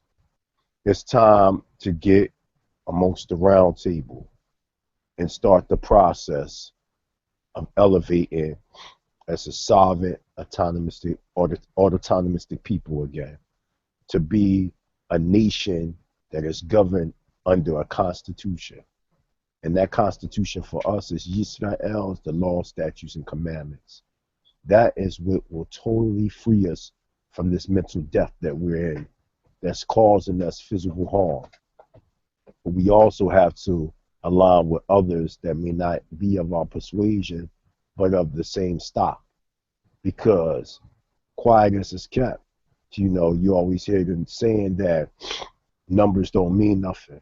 But in this stand right here, numbers mean everything. We need man and women power. We need those that are in college, like my spiritual advisor's cousin, little Cosriel, that's studying, going to school, you know, and going to college, studying in the field of law, because law is what governs all events. Law is what brought us in captivity. Law is what's going to get us out of captivity. And as I said, Mighty Hebrew, I'm not telling y'all to go out and pick up guns or anything, because we know that this beast got nuclear weapons. They are the manufacturers of that type of evil. All I'm saying to the family is to protect yourselves, to be smart, to be intellectual. If you can intellectually spar to get out of different situations, then you do what you got to do. But if it gets to the point where you have to protect yourself, every species on this planet has the natural instinct to protect. Every one. We're no different. We have a right to protect our children. We have a right to protect our elders. We have a right to protect our women. We have a right to protect our brothers, our loved ones, our community, and our nation at large, from a national to an international scope. It is time Yisrael all over the planet Earth. I don't care what camp you're in. None of that matters anymore. None of that matters anymore. Me and my brother, you know, Lamont, we was talking earlier, one of my students in the Mighty Hebrew University, and he was telling me to be very careful, you know, because we know that children are listening. And this is going to go down in history, whether we like it or not. And as I told another panel before on global media, that we are the leaders, regardless if we want to accept it or not. We are leading people by example. We have to be the ones that take it to the streets. We have to be the ones that will cross the threshold of doctrinal differences and come together and consolidate under one nucleus. We have to come with our fist of power and totally self-govern ourselves. You know, we have to rise up and stop being afraid of losing massa. Remember, we've done, as Ben Ami said, and may he rest in completeness in his profound book, God, the Black Man in Truth. He said that we changed everything except one thing, the master. We haven't, as of yet, changed masters. And until we change masters, we will continue this continuous cycle of insanity. We have to change households. We have to change what has become socially norm to us. We have to get up, you know, and I know we built this country, but the reality, what we built was heaven for them and hell for us.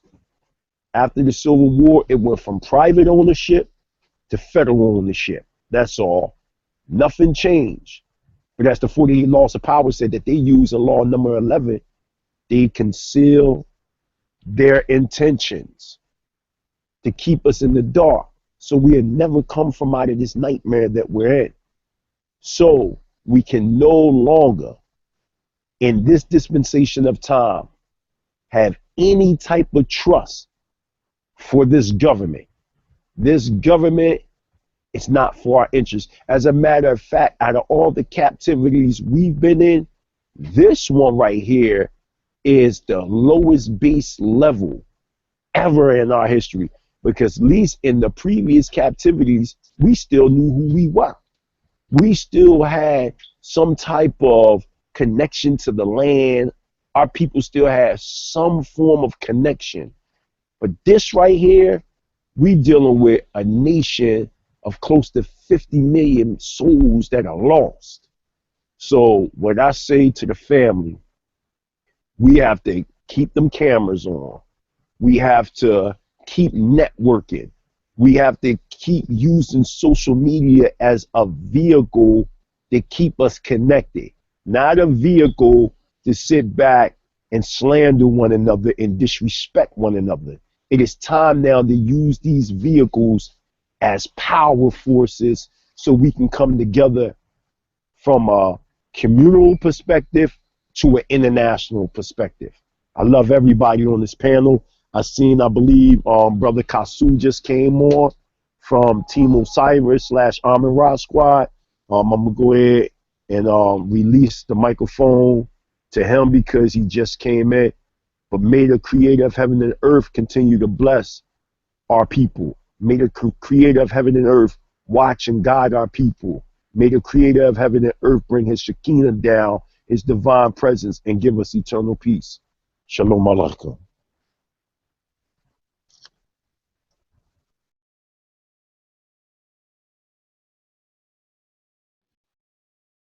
Yes, peace everybody. This is Brother Kansu Sheshmu Amon. I just did my weekly show, so forgive me for my tardiness. I had Brother Zion Lex who had invited me to the panel, and I really appreciated that. And I wanted to reach out to all the brothers and the sister that is on the panel and those that you are connected to, because I value you as influential people, that we have to put aside petty differences. And the first thing I want to do is I want to apologize humbly as a man to the brother Mighty Hebrew.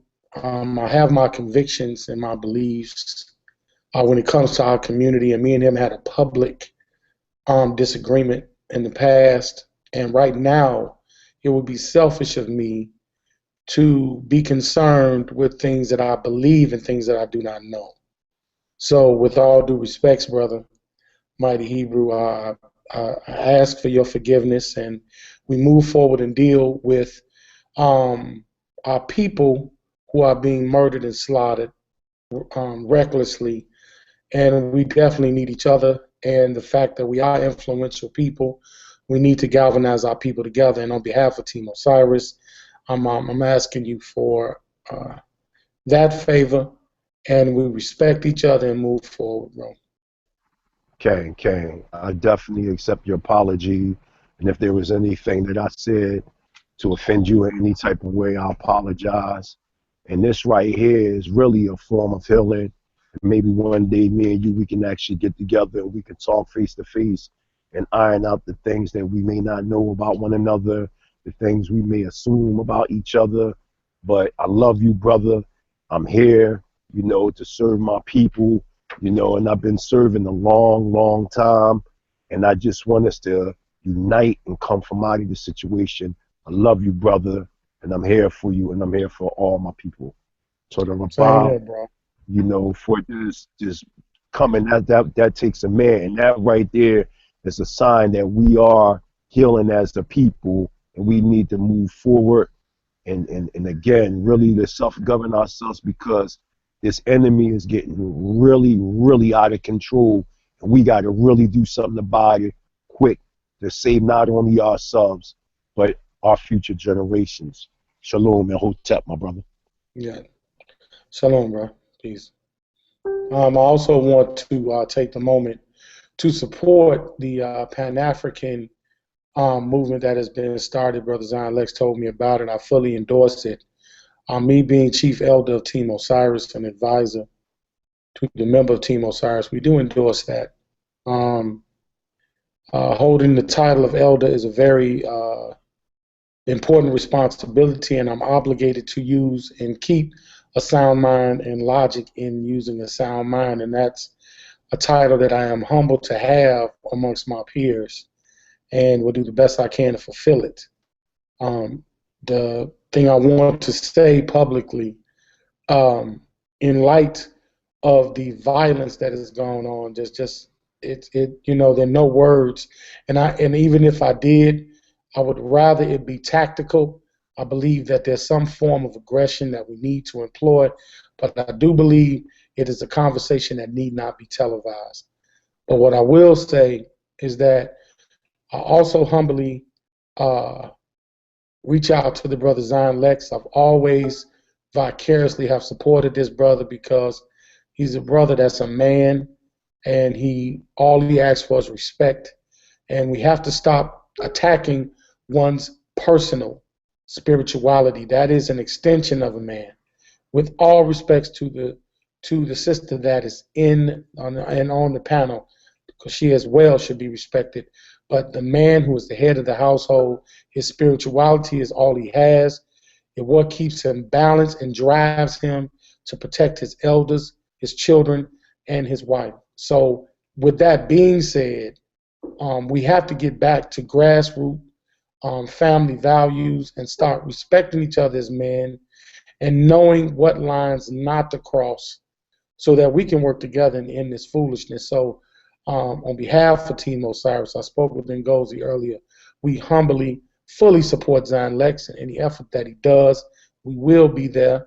And we're making it clear to the public that you won't be able to use any more excuses of debating and divide and conquer. It's not going to work anymore. If we did debate, it would be a debate that would end with information and knowledge for both sides. Shout out to Nasi Yashavel, another brother who's been a longtime friend. I'm actually attending, myself and Ngozi and Brother Kufu, Team Osiris. We will be attending the camping event that we're also going to turn to solutions and technical solutions for this situation out in Atlanta in the first week of August. So we're dead serious about this, and we need to be in the next phase of African unity. We had the first phase of debating and feeling each other out. Now we have to move into the next phase of obligation and moving forward as men, as kings, and as leaders. So I humbly appreciate my invitation to this platform and look forward to moving forward. And with that being said, Hotep and peace. Hey, shalom, shalom, Chief. Could I chime in? Sure. Okay. I've been listening to the entire panel, something that I normally don't get a chance to do because we usually have a shorter panel, so more people go more often. I want to say this. Tonight we witnessed something beautiful that was a long time coming, but surely everything falls upon the oneness and the greatness of the Creator. Everything happens in His time and His season. Tonight is definitely a testimony that there are far greater things going on in and around us that have to be dealt with. And these things should challenge us to go outside of those things that separate us. And I think tonight we're proving that we can absolutely do those things. You know, we saw a brother of age, of wisdom, of rank, of notoriety in his community. He's also known in our community. Reach out, come on our platform and offer his apology for words shared to one of our brothers. And I think that that's powerful. And I think that there isn't anybody that has had a voice in this community that doesn't have an apology ready for someone that they have offended. You have to know that every time that you speak, you offend someone. That's the bottom line. I'm not asking anybody to apologize for truth, but sometimes in sharing and conveying truth, sometimes we don't always do it with the best spirit. And I know I'm very guilty of that. And I also know that I'm definitely also one who is very quick to apologize as well. So I applaud that brother. But one thing I want to point out is this, that I found insane. As soon as the brother got on and he showed his unity, he put aside whatever he believes or whatever he subscribes to doctrine-wise, just for the sake of unity. I saw for the first time tonight we got a thumbs down. This is that shit I don't like. This is the problem with our people right here. Finally, we are at a table together, breaking intellectual bread and willing to go outside of our paradigm just for the sake of unity, and we get a thumbs down? What, you don't like that? This is the problem right here. We are our worst enemy. I heard the brother say earlier on the panel that while it is true that the white man or the cracker is tearing our asses up left and right, our worst enemy to this day is still our own people. Because whenever you find, you can find me 3 police officers that may reside in 3 different regions of this country that have shot and killed black men, I could show you 30 black men in Chicago that have taken out their own. We are still our number one enemy. Never forget that. Do not give the white man so much power that you ever forget that the reason that you are under what you are under is because of yourself and because of those around you who look like you. There is no nation on the face of the earth as great as this great nation right here. We are the reason for our downfall. It was written and it was engraved. It was already told to us that we are the reason why we fell, and we are still the reason why we've fallen. And anybody who has a problem with this kind of unity, as far as I'm concerned, you part of the goddamn problem. As far as I'm concerned, you need to be found and be uprooted from the community, because it's just horrific in my eyes to watch and witness such a beautiful dialogue this evening. And as soon as we have a brother who was willing to come outside of his paradigm, even extend an apology to our brothers and show his unity, we get the first thumbs down for the night. Y'all make me sick with the bullshit, you know, to be quite frank and blunt. You know, we're not an unintelligent people. What we're not going to do here tonight is talk about the real plan of action, because as the saying goes, you know who moves in silence. We are a very intelligent people. I was listening to speeches all week of the Honorable Marcus Garvey, and he said, while Europeans, when they come together at the round table, they publicize it. They talk about their airplanes and their battleships, and he said, you know what we do when we get around each other? You know what we talk about? And he paused, and he said, that's our own private business. And the crowd erupted in laughter. It is not for the enemy to be fully briefed on what it is that we are going to do. Intelligent people move in silence as well. So what we plan to do as leaders in the community, and we will include our women in this, is the fact that we do have a plan of action to combat what is going on, but we are not so unintelligent as to broadcast it on social media. All of our brothers who are moved passionately to make statements on social media that they're going to fight the government, I applaud you. But I know one thing about people who really going to do something. You're not going to incriminate yourself. And with that being said, I'm going to pass the mic. Y'all, can y'all hear me real quick? There's emergency that just took place. Can y'all hear me? Chief Uziel. I hear you. It's right now live footage in Dallas, Texas. 6 officers were just shot. It's on live right now. They got it live right now, and 6 officers been shot. There's some type of situation going on. They're saying that some black people, you know, they shooting at the cops, and 6 officers been injured. It's live right now.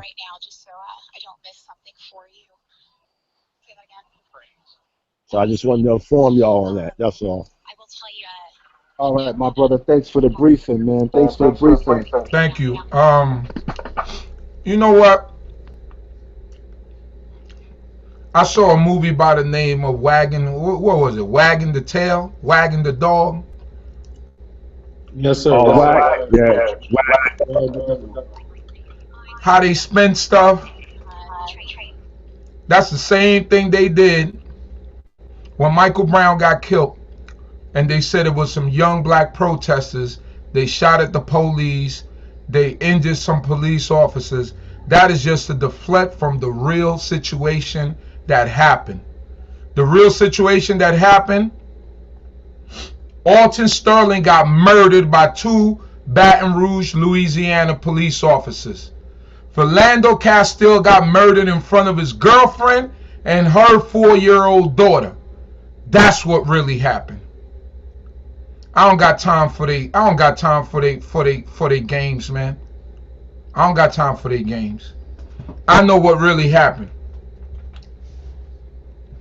I know what really happened. Agitators have been known to be sent into the midst of rallies and stuff like that. They've been known. This government is known for that type of stuff. So stay focused on what really happened. Alton Sterling, Philando Castile, Anthony Baez, Michael Brown, Tamir Rice, And we could go on Walter Scott, Freddie Gray. Stay focused on that. That's what we got to stay focused on. My sister, give your closing statements, my sister. If you're still there. I'm still here. I'm listening in. I want to thank everybody who has joined us and given their heartfelt thoughts. And again, the emotions are very raw at this space and time.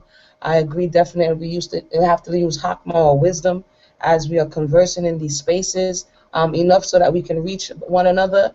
But as our brother Abdiel just said, move intelligently as we are proceeding in this conversation. There's so many things that I could say right now, but what I will say for the sake of time is that this is all a process. The return is a process, waking up is a process, purification is a process, and getting ready to actually unite as a nation is also a process.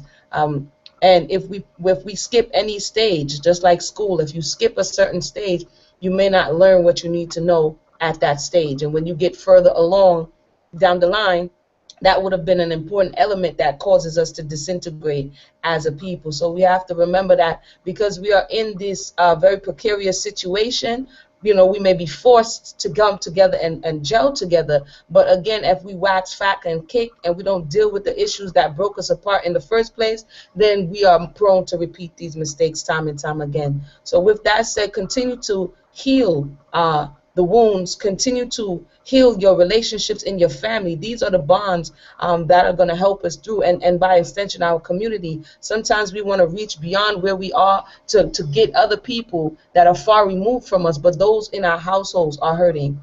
Those in and around us are hurting. Those in our Knessets or our places where we go to worship or to study are hurting, and we look beyond them. And so I would just want to say that definitely that we need to work and continue to work. It's a daily thing. It's an hourly thing. And I give thanks for having this conversation and again being invited. I always look forward to coming and breaking bread with our brothers and sisters. And I thank you so much for allowing the feminine energy an opportunity to speak at this space and time. So until next time, I pray everybody have a blessed night and shalom. Shalom, my dear sister. And I always appreciate you coming on this to bring the energy from our sister's point of view, because our sisters are the one who hurt.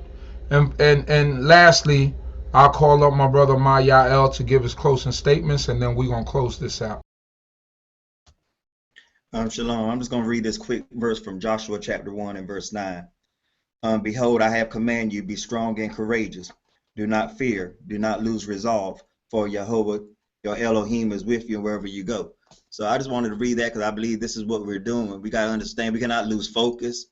We cannot lose our resolve. We cannot lose hope. We cannot lose our confidence in what is going on. Our eyes are opening. Our hearts are being open. Our minds are being made clear. We have to come together, but we know fear is present, but we have to understand we have the choice to take courage. So in the presence of fear, we have to take courage, and we have to unite and do whatever needs to be done that something like this will not happen again, and to better keep ourselves aware of our surroundings and just what's going on. And shout outs to my brother in reconciling right before us, because that just lets us know unity. In unity there is power. And on that I pass the mic. Shalom. Shalom, shalom. Thank you, my brother. And in closing, I would just like to say, keep your eyes on the prize. Don't be blinded by all the things that are around you. Stay focused. I see my brother Kansu. He got the public enemy. He got the public enemy symbol up there. My favorite groups. And if we could get groups like that back again, instead of all this crap that's happening right now, this cowboy music, and groups that actually had intelligence, that spoke about social and political issues as they were going on, then maybe they'll get out to the younger generation and be influential. So with that, I'd like to thank all the panelists that were on tonight. Always my brother Zion Lion, Zion Lex, Abdiel Levy, my brother from the comedic side of things, And we appreciate you coming on here tonight, my brother. You look like you were very tired. I know it was a long day for all of us. Our brother Kansu, I just want to make sure I got that name right. Our young brother Kazriel, which is important to have the youth element in the midst of us to get the youth motivated. Also, my sister Emuna, I keep calling her Emunia, but it's Emuna by Yisrael, for bringing that female energy in the midst of us and always being on point, and could stand in the circle with any brother when it comes to intelligence. Powerful sister. My brother Mighty Hebrew is always standing strong. I appreciate what you do, my brother, and keep on with the keeping on. My brother Mayael, who just met in the last year, but is a strong brother. Him and his wife down there in Georgia. And my young brother, young brother, Nathaniel. May the Most High God bless all of you. Peace and Hotep to all of you. Shalom, Hotep. And may the God of Abraham, Isaac, and Jacob be with us all. Hallelujah. Shalom, shalom.